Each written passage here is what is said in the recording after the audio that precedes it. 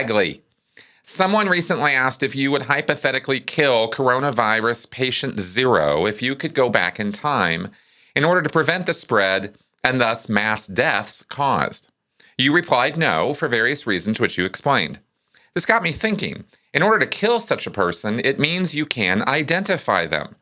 So if you could go back in time and you have identified this person but would not kill them, and assuming they refuse to visit a hospital of their own free will, knowing the full facts, would you either forcibly abduct them and present them to a medical facility or inform the authorities, who in this case would aggressively detain them against their will and effectively sectioning them, for want of a better term, only for a physical rather than a mental illness, to both keep them safe and protect the public? Both cases would make this innocent party utterly terrified. I guess broadly, the question is, at what point do we subject innocent people to force and temporary incarceration in order for the greater good, which sounds a bit Scientologist. Okay, well, thank you very much for this sort of modification of that question, which I found very interesting. Now, you've presented a very specific scenario, so I'm going to address the scenario you brought up where you have this person. Okay, so first off, I can travel in time, and I know what's going to happen, and I'm going back to this person, and like you said, we can identify who this person is, and even after doing the whole, if you remember Terminator 2, right, the whole T-1000 Sarah Connor breakdown to, scientist Dyson about, hey, the work you're doing right now is going to destroy the world. Right? Like when you break it down like that, clearly the result, the response in the movie was, I think I'm going to be sick. I mean, the professor immediately, the scientist guy was immediately like, oh my God, I can't believe this is where this is going. How could we have known? Right. And, that whole thing. So I bring that up because that's an instance where you go back and inform somebody of what's up with the consequences of the unintended consequences of their actions.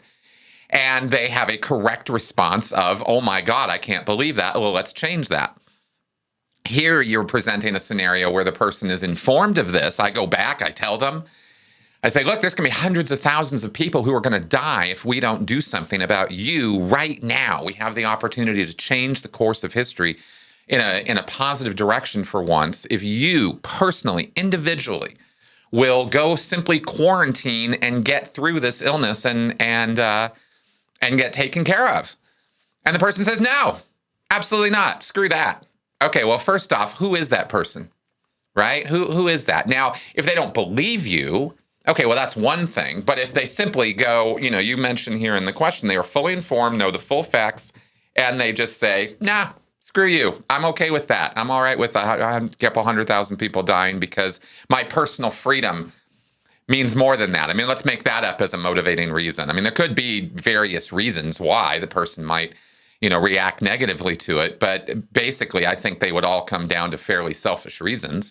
Now, I haven't given this like days of thought, but that tends to be where my thinking goes with that. So here you're asking, at what point do we take this innocent person and section them off or cordon them away from society, sequester them away because they are a threat to a vast number of the rest of the population? Well, this is really not very hypothetical because this is why we have prisons. This is why we have mental health wards and institutions where you can be involuntarily committed. And we have laws governing that. And what I did look up here is, is it a criminal offense to have a disease and know you have the disease and purposefully spread it or act recklessly, even if not purposefully, to spread the disease? Is that a criminal offense? And the fact of the matter is that it is. Or it is right up against the edge of it, depending on what state you're in. This is, of course, here in the United States. There are other places in the world where they'll just put a bullet in your head, and that'll be the end of it. So, look at how the Philippines is dealing with the drug problem, if you don't believe what I'm talking about here, right? So the United States is actually fairly, Western world's fairly attempting, let me put it that way, attempting to be more civilized than just the bullet in the head solution. there's a lot to be said about problems with our prison system and with our justice system in terms of how people get there.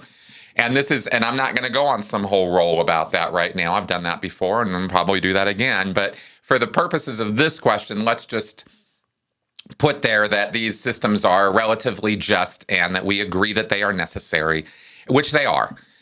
Because what you're talking about here is an individual who cannot put the greater good ahead of his own selfish interests or her selfish interests. And that is simply unacceptable behavior, right? On the principle that life is valuable, that lives are valuable, and that people deserve to have a heads up at least that they are, being threatened with potential death. I mean, if this person is just allowed to wander, this patient zero is just allowed to wander aimlessly through society, infecting whoever they run into, well, that's how the whole thing starts. And we know how this goes. And this scenario you're presenting to me is the only fantastical or science fiction element of it is that I'm from the future and I know what's going to happen. It's not a hypothetical that if this person is not sequestered away, hundreds of thousands of people are going to die. This is not a question. In the situation you've presented, it is a certainty. We know what's going to happen. So it's not a matter of wondering about or a statistical probability. It's a certainty. And in the face of such certainty, you can absolutely act with certainty to prevent said disaster or catastrophe from happening. And the life of one person in that equation versus the lives of 200,000 others is not a same situation there. When you talk to me about removing, taking that person's life, murdering them, right? I take exception for all the reasons that I said, but sequestering them away, putting them in a room for a while, really not even that long, all things considered, while this is dealt with, is a whole different matter from taking their life. In terms of levels of consequences. So anyway, so as far as I can tell here, this is a completely justified scenario for involuntary incarceration of this person for the express purpose of saving lives. And that is really the only fundamental reason we have for separating or incarcerating people from society, is because they do present a known, understood, obvious threat to the well-being, livelihood, freedom, and security of people around them. And that equation is a number equation. You can run arithmetic on an equation like that. That would work in this case. So that's my take on it, at least from the way you've ordered your question. I don't know if you were looking for something else, but let me know if that doesn't satisfy.